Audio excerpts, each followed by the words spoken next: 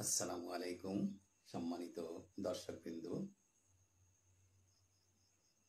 আজকে আলোচনা করছি ফিলিস্তিনিকে রাষ্ট্র হিসেবে স্বীকৃতি প্রদান প্রসঙ্গে।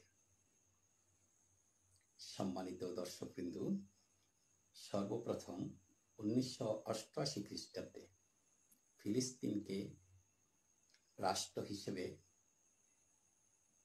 যে স্বাধীনতার ঘোষণা, সেই ঘোষণা প্রদান করেছিলেন ফিলিস্তিনি এই স্বাধীনতা সংগ্রামের অবিসংবাদিত নেতা জনাব মরহুম ইয়াসির আরাফাত।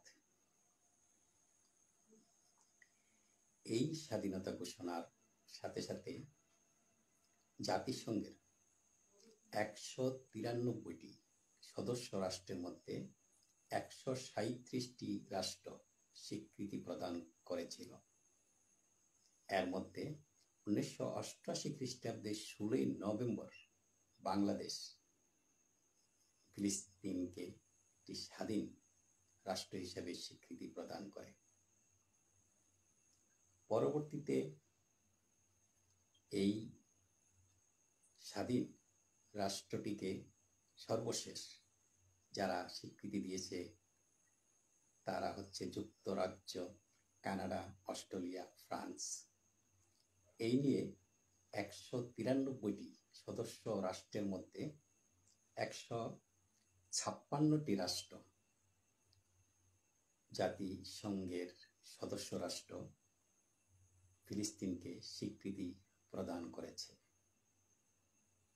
তারপরেও যুক্তরাষ্ট্র এখন পর্যন্ত ফিলিস্তিনকে স্বাধীন রাষ্ট্র হিসেবে স্বীকৃতি প্রদান করেননি, যার ফলে যেই পঞ্চশক্তি রয়েছে, পঞ্চশক্তির একটি শক্তি হচ্ছে যুক্তরাষ্ট্র। যুক্তরাষ্ট্রের ভেটো পাওয়ার রয়েছে। এখন জাতিসংঘে যে কোনো প্রস্তাব আনা হলে যুক্তরাষ্ট্র সংহত কারণে ভেটো প্রদান করে বা করবে। এই ভেটো প্রদানকে কেন্দ্র করে ফিলিস্তিন সত্যিকার অর্থে যে স্বাধীনতা, সেটা অদ্যাবধি অর্জন করতে পারেনি। তবে ইতিমধ্যে সারা বিশ্বের সচেতন মানুষ যেভাবে ফিলিস্তিনি এই গাজার যে ধ্বংস লীলা প্রত্যক্ষ করেছে, তাদের উপর যে অমানবিক যে নির্যাতন হয়েছে তা দেখে বিশ্বের হৃদয়বান প্রায় সকল মানুষই মর্মাহত এবং তাদের এই স্বাধীনতা সংগ্রামের পক্ষে।